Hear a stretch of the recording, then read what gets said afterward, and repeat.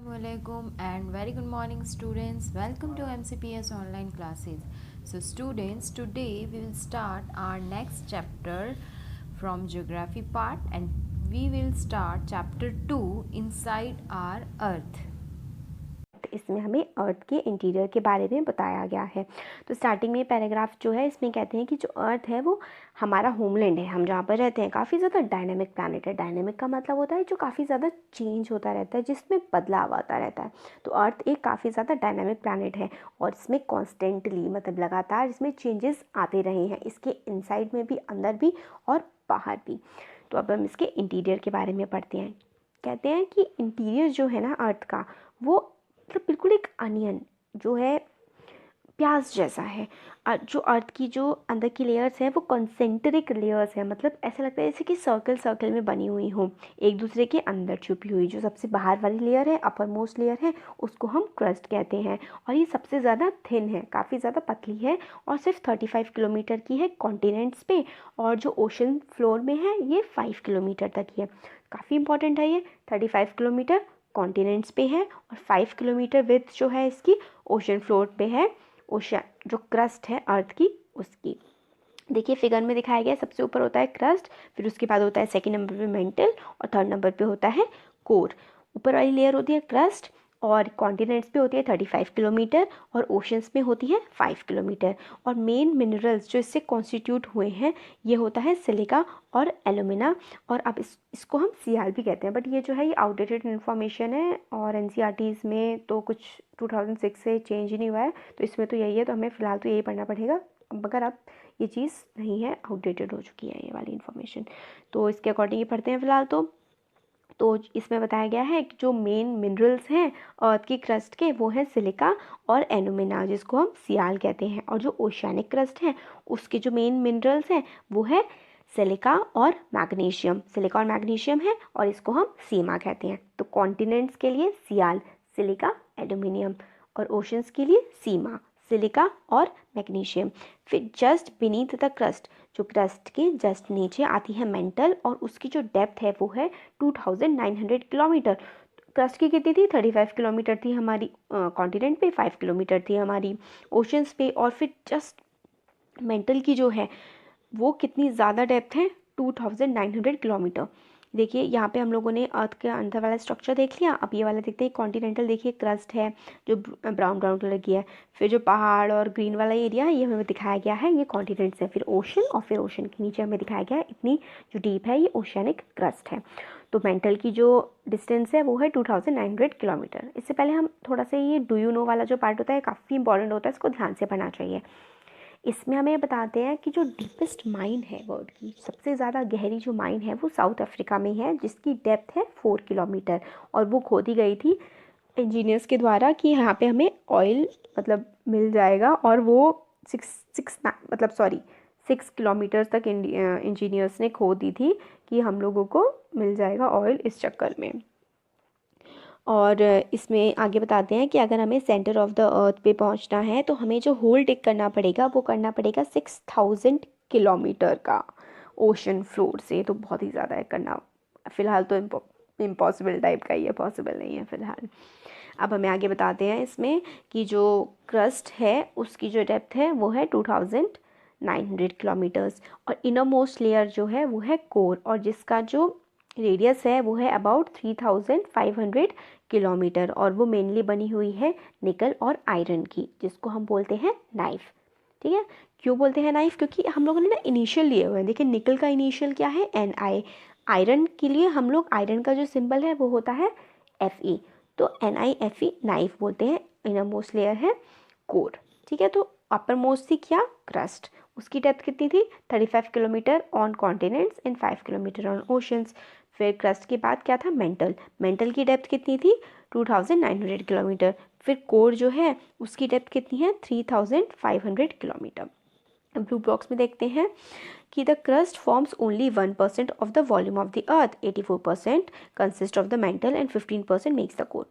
इसमें बताते हैं कि जो क्रस्ट है वो सिर्फ 1% है, और जो मेंटल है वो 84% है, और जो कोर है वो 15% है पूरी ओवरऑल अर्थ का। और रेडियस जो है अर्थ का वो है 6371 किलोमीटर। ये अप्रॉक्स लर्न करिए जैसे कि 6000 अप्रॉक्स किलोमीटर है, तो इम्पॉर्टेंट है वाली चीज़ भी। अब रॉक्स एंड मिनरल्स के बारे में पढ़ते हैं कि रॉक्स क्या होती हैं।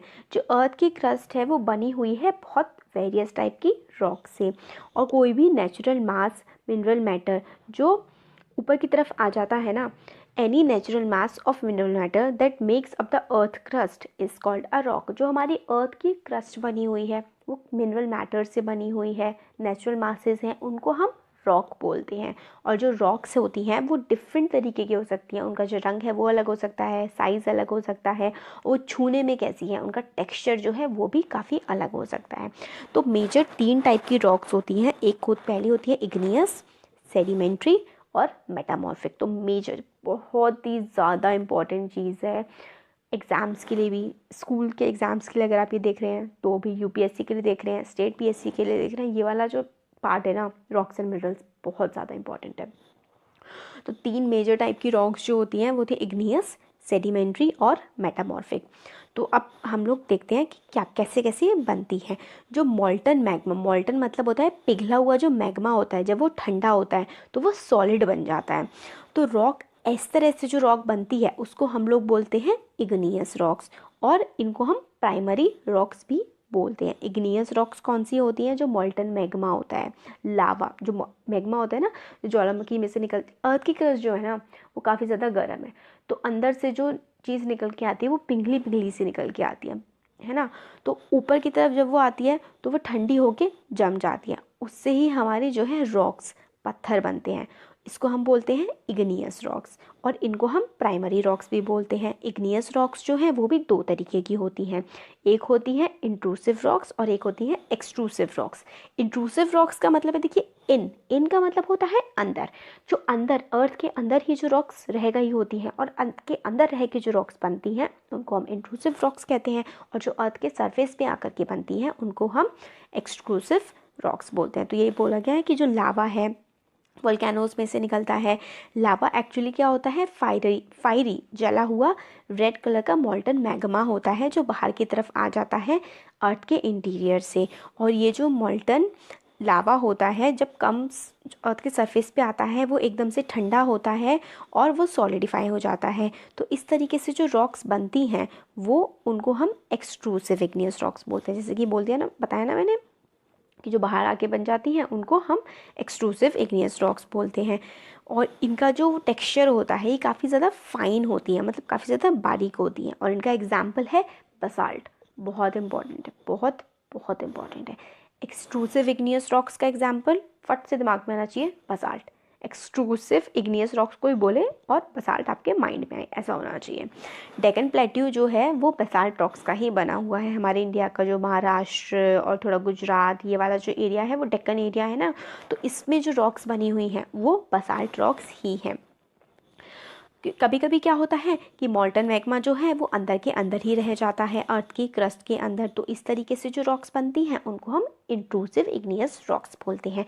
यहाँ पे क्या होता है, ये काफ़ी धीरे धीरे ठंडी होती हैं, और इनकी जो ग्रिंडिंग मतलब टूटना, और जो इस टाइप के वो पेस्ट, पाउडर का पेस्ट टाइप का बन जाता है, स्पाइसेस और जो ग्रेन्स होते हैं छोटे छोटे टुकड़े, इससे क्या बनती है? ग्रेनाइट बनती है। तो एक्सट्रूसिव बाहर वाली जो इग्नियस रॉक्स होती हैं वो होता है बसाल्ट, और जो अंदर वाली होती हैं वो क्या होती हैं? इग्नियस रॉक्स, हमारी ग्रेनाइट उनका एग्जाम्पल होता है। ठीक है, कौन कौन सी इग्नियस रॉक्स होती हैं? इंट्रूसिव और एक्सट्रूसिव। एक्सट्रूसिव मतलब बाहर साइड, उसका एग्जाम्पल बसाल्ट। इंट्रूसिव मतलब अंदर की साइड, उसका एग्जाम्पल ग्रेनाइट। फिर आगे बताते हैं, रॉक्स रोल करती हैं, टूट जाती हैं, एक दूसरे से टकराती हैं, और इस वजह से क्या होता है? उनके छोटे छोटे टुकड़े हो जाते हैं। आप कोई भी 2 पत्थरों को एक दूसरे में टकराते रहिए, उनको तोड़िए, उनको कूटिए, उन पर प्रेशर डालिए, तो वो छोटे छोटे टुकड़ों में टूट जाएंगे ना। तो जो छोटे छोटे से पार्टिकल होते हैं उनको सेडिमेंट्स बोलते हैं। और इस तरीके के जो सेडिमेंट्स होते हैं वो हवा के ज़रिए, पानी के ज़रिए, कई ज़रियों से क्या होता है, सेडिमेंट्स इधर उधर पहुँच जाते हैं, है ना। और फिर क्या होता है, ये जो लूज सेडिमेंट्स होते हैं जो अलग अलग जगह पहुँच गए होते हैं, काफ़ी ज़्यादा टाइम के बाद आपस में इकट्ठे होते हैं, फिर हार्ड हो जाते हैं और फिर से एक रॉक की लेयर बन जाते हैं। तो इस तरीके से जो रॉक बनती है, छोटे छोटे टुकड़े जो एयर से, वाटर से, ग्लेशियर से कई अलग तरीके से ट्रांसपोर्ट होते हैं, फिर टाइम के साथ फिर इकट्ठे हो जाते हैं, फिर जम जाते हैं, हार्ड हो जाते हैं। इस तरीके की रॉक जो बनती है वो होती है हमारी सेडिमेंट्री रॉक्स। और एग्जाम्पल क्या है इसका, sandstone is made from grains of sand. Sandstone जो होती है ना, वो कई सारी ग्रेन्स होते हैं सैंड के, उनसे बनती है। एग्जाम्पल्स बड़े इंपॉर्टेंट है। इंट्रूसिव इग्नियस रॉक्स जो अंदर की तरफ से बनती है, उसका क्या एग्जाम्पल है हमारा, उसका एग्जाम्पल है ग्रेनाइट। एक्सट्रूसिव जो बाहर आके बनती है, उसका क्या एग्जाम्पल है, बेसाल्ट जो डेक्कन प्लेट्यू में है।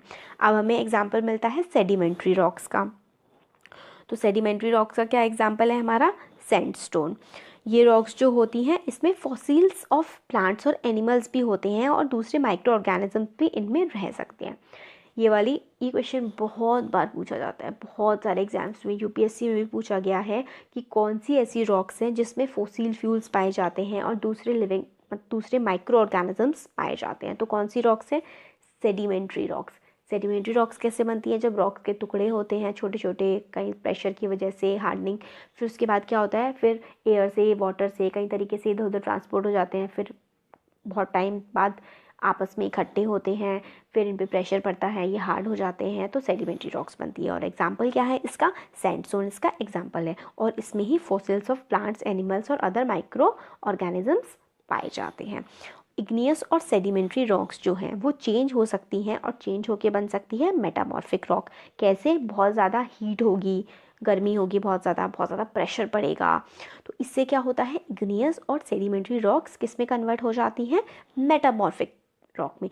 मेटामॉर्फिक का मतलब ही होता है चेंज होना, बदलाव आना। तो मेटामॉर्फिक रॉक कैसे बनती है, इग्नियस और सेडिमेंट्री रॉक्स ही चेंज होकर के मेटामॉर्फिक रॉक बनती है, जब इसमें बहुत ज़्यादा हीट और प्रेशर जो है वो लगता है। और इसका जो एग्जाम्पल है क्ले होती है चेंज होके वो बन जाती है स्लेट और लाइमस्टोन।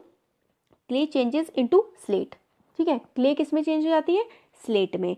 और लाइमस्टोन किस में चेंज हो जाता है, मार्बल में। इसका एग्जाम्पल्स बड़े इंपॉर्टेंट है। लाइमस्टोन चेंज होके क्या बनता है, मार्बल जो हमारे घरों में लगा हुआ होता है जनरली। और क्ले से क्या बनता है, स्लेट, ठीक है।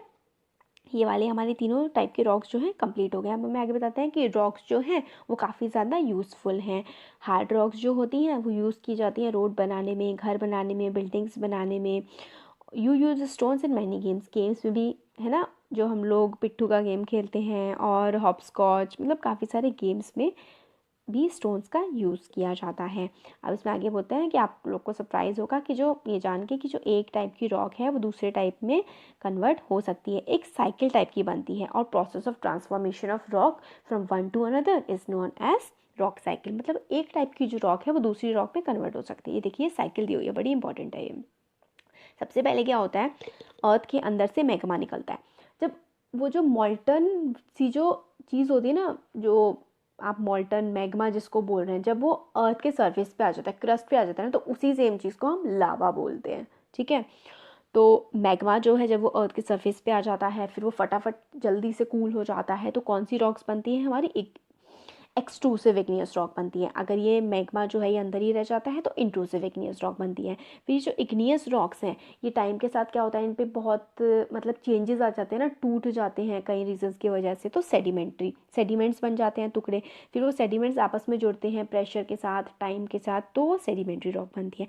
फिर सेडिमेंट्री रॉक और इग्नियस रॉक दोनों की दोनों मेटामॉर्फिक रॉक बन सकती हैं जब इसमें बहुत ज़्यादा हीट और प्रेशर अगर लगे। और फिर जो ये मेटामॉर्फिक रॉक बनी थी, ये मेटामॉर्फिक रॉक अगर अर्थ के अंदर दोबारा से चली जाती हैं, क्रस्ट से अंदर मेंटल और कोर में, तो फिर से मैग्मा बन जाएंगी और मैग्मा बन के फिर से दोबारा इग्नियस रॉक बन जाएंगी। तो एक सर्कुलर साइकिल होती है, एक टाइप की रॉक दूसरे टाइप की रॉक में कन्वर्ट हो सकती है।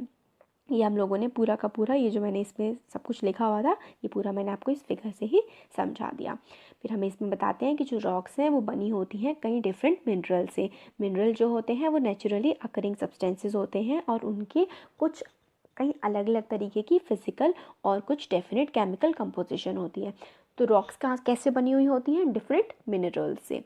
मिनरल्स हमें नेचुरली अकरिंग सब्सटेंसेस जो है नेचर में ही मिलते हैं मिनरल्स, ठीक है। मिनरल्स जो है नेचर में मिलते हैं, उनकी अलग अलग फिजिकल और केमिकल कंपोजिशन होती हैं, और मिनरल्स काफ़ी ज़्यादा इंपॉर्टेंट होते हैं ह्यूमन काइंड के लिए, हम लोगों के लिए। और कुछ एग्जांपल्स हैं मिनरल्स की, जैसे कि कोयला हम लोग जलाते हैं, नेचुरल गैस, जो घर में हमारा जो गैस यूज़ करते हैं वो नेचुरल गैस ही तो है। पेट्रोल जो अपने कार और स्कूटी और हर चीज़ में डालते हैं, ये सारे के सारे मिनरल्स हैं। इंडस्ट्रीज़ में भी हम यूज़ करते हैं, जैसे कि आयरन हो गया, गोल्ड के लिए तो दीवाना है हमारा देश, वो गोल्ड भी एक मिनरल है, यूरेनियम। और क्या मतलब ऑलमोस्ट हर चीज़ ही जो हमें अपनी अर्थ से मिलती है, सब कुछ ही हमें अर्थ से ही मिलता है, वो सब कुछ एक मिनरल ही है। तो हमारा चैप्टर कंप्लीट हो गया। Thank you so much.